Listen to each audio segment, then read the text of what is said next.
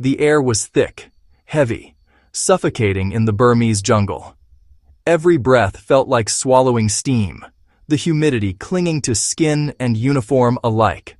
The jungle was alive with the constant hum of insects, the distant rumble of artillery, and the ever-present threat of unseen enemies lurking in the shadows. Private Miller lay in the mud, his legs shredded by shrapnel, pain burning through him. The wound throbbed with every heartbeat, blood mixing with the wet earth beneath him.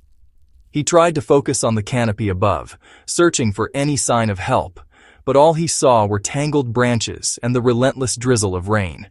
Hours passed. No rescue, just the endless drone of insects and distant gunfire. The jungle seemed to close in tighter, the sounds of battle a cruel reminder that he was alone, stranded between life and death. Each minute stretched into eternity, his mind drifting between hope and despair. This is the front line. No glory, just mud, blood, and the desperate will to survive. The stories of heroism faded in the face of raw suffering. Here, survival was a matter of endurance, of clinging to life through sheer force of will, even as exhaustion threatened to pull you under. Corporal Harris, the medic, finally reached him, exhausted, grim, and out of morphine. His face was streaked with sweat and mud, his hands trembling from fatigue. He knelt beside Miller, eyes scanning the wound, knowing he had little to offer but his presence and determination. The last dose had gone to another wounded boy. Harris had watched the pain fade from that soldier's eyes, only to see it burning anew in Miller's. Now, he had nothing left to give. No medicine, no comfort, just the bitter truth of war's scarcity. Now, Miller faced agony with nothing but grit. He clenched his jaw, refusing to cry out, determined not to let the pain break him. Every second was a battle, every breath a victory over the agony that threatened to consume him. Harris stared at his empty hands, refusing to leave Miller behind. He knew that in this jungle, abandonment meant certain death. Loyalty was all they had left, a bond forged in suffering and fear. In war, you adapt or you lose men. The rules changed with every hour, and survival depended on quick thinking and courage. Harris knew he had to find another way, to improvise when supplies ran out and hope seemed lost. Harris scanned the jungle, searching for hope in the green shadows. He remembered stories of local remedies, plants that could dull pain or stop bleeding. Desperation fueled his search. Every leaf and root a potential lifeline. The answer had to be out there. Nature as the last resource.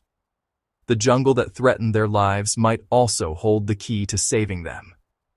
Harris's eyes darted from plant to plant, mind racing through fragments of training and rumor. Desperate, he set out to find another way. Every step was a gamble, but surrender was not an option. For Miller, for all the wounded, Harris would risk anything to find relief. For Miller, survival meant fighting not just the enemy, but the pain within. In the heart of the jungle, courage was measured not by victory, but by the will to endure the unendurable. Harris's struggle was echoed across every front of World War II. Medics everywhere were running out of morphine. Supply lines shattered, demand overwhelming. Opium poppy fields were scarce, often behind enemy lines. Governments tried to grow more, but it was never enough. Medics faced impossible choices. Who got the last dose? Who endured agony? The psychological toll was immense. Trained to heal, forced to watch men suffer. Desperation drove innovation. Medics began to look beyond their kits, seeking answers in local traditions and ancient remedies. Before modern medicine, people survived with what nature provided. Now, that old knowledge was their only hope.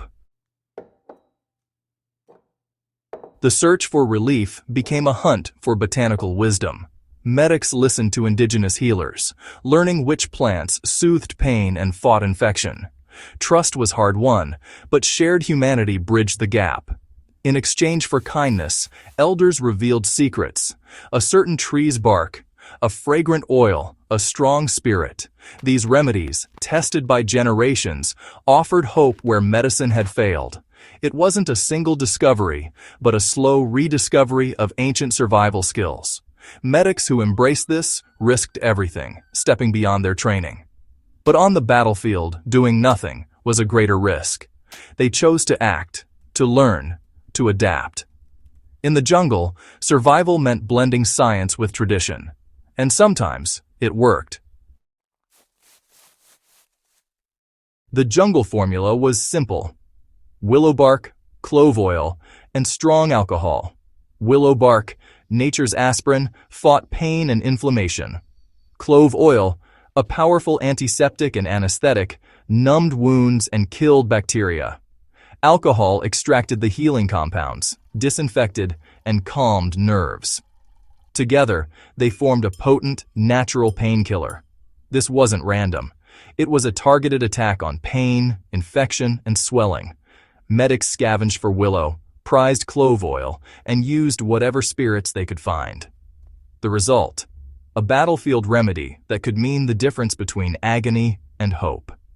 It was nature's first aid kit, rediscovered in desperation. And for many, it worked when nothing else could. This remedy was pure chemistry, not magic. Willow bark contains salicin, which the body turns into salicylic acid, just like aspirin. It blocks pain and reduces swelling by stopping the body's pain signals. Clove oil's eugenol kills bacteria and numbs nerves, providing instant relief. Alcohol acts as a solvent, pulling the medicine from the plants and helping it enter the bloodstream. The mixture could be applied to wounds or taken by mouth. It wasn't as strong as morphine, but it was effective and fast-acting. Nature's lab had provided a solution when modern medicine ran dry. On the front lines, this simple chemistry saved lives. Sometimes the best answers are growing right under our feet. Making the remedy in a war zone took ingenuity. With bullets flying and supplies scarce, medics had to rely on their wits and whatever nature provided. Every day brought new challenges, and every injury demanded a solution, no matter how improvised. Medics harvested willow bark, careful not to kill the tree. They knew the value of every living resource, and each strip of bark was taken with respect, ensuring the tree could heal and provide again. They chopped it, soaked it in alcohol, and let it steep. Sometimes for days, sometimes just hours. The process was a blend of science and instinct, passed down through whispered advice and hard-won experience. Clove oil was added for its numbing and antiseptic power. Even a few drops could make a difference, dulling pain and fighting infection when nothing else was available. The tincture was applied to wounds and given by mouth for pain. It was a lifeline for the wounded, a small comfort in a world turned upside down by war. The taste was harsh, but relief came quickly. Pain dulled, fever dropped, infection slowed. For many, it was the difference between agony and hope, between despair and the will to keep going. It wasn't morphine, but it was enough to keep a man fighting. In those moments, courage was measured not just by bravery, but by the ability to endure and recover. Improvised medicine, born of necessity, became a lifeline. Every bottle, every mixture, was a testament to human resourcefulness and the will to survive against all odds. In the chaos of war, this simple brew pulled men back from the brink. It was hope in a bottle, a reminder that even in the darkest times, there are ways to fight back. Sometimes, survival is just a matter of knowing what to do with what you have. On the front line, every scrap of knowledge, every ounce of creativity could mean the difference between life and death. These remedies weren't in official records. They lived in letters and memories, quietly passed from one desperate hand to another. The true stories of battlefield medicine, the ones that never made it into textbooks, were scribbled in the margins of diaries and whispered in the dark. Medics wrote of desperation, of boys screaming in pain, and of hope found in jungle brews. They chronicled the agony of wounds that wouldn't stop bleeding, and the small victories when a patient's breathing eased. Sergeant Frank Williams, deep in Burma, described using weeping tree bark and foul oil mixed with rum. He'd heard the recipe from a local guide, and with supplies running low, he had little choice but to try. He doubted, but tried it on a wounded soldier. The concoction smelled terrible, but there was nothing else left to give. The boy slept, real sleep, not pain's exhaustion. For the first time in days, his body found rest, and the medics dared to hope. It wasn't morphine, but it gave them a chance. In a world where every resource was precious, even a crude remedy could mean the difference between life and death. Across the Pacific, medics called it jungle juice, medics brew, bark tea. Each camp had its own version, passed along with warnings and hope. It let them clean wounds, set bones, and buy time for evacuation. Sometimes, that time was all they could offer. A few more hours, a fighting chance. For many, that time meant survival. For others, it meant a final moment of peace, far from the chaos of battle. This simple formula, born of necessity, saved lives. It was a symbol of ingenuity, of refusing to give up when hope seemed lost. It stands as a testament to human resourcefulness. In the face of overwhelming odds, these medics found ways to heal, to comfort, and to endure. In the darkest moments, hope came from the earth itself, quiet, persistent, and life-saving, remembered in the words of the unsung. The WWII medic's formula is still a vital survival skill.